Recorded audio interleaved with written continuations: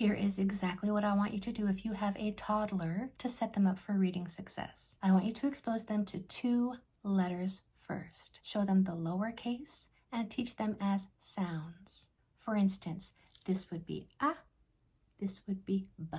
Then play games with those 2 sounds. Put them on index cards, hop from sound to sound while you say it. Help them identify which symbol represents which sound. Then you're going to teach them how to read.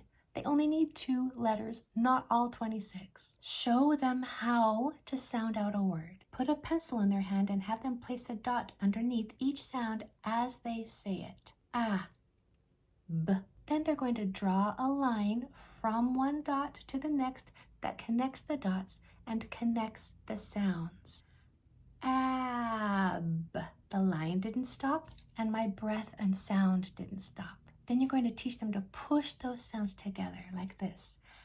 Ab. Now here's something really important that you must know. When you're teaching an emerging reader, the vowel must go first. Don't teach them ba, because B-A does not say ba, it says bay. Vowels at the end say something totally different than vowels at the beginning or in the middle. And we're going to teach them how to read any word based on where that vowel sits.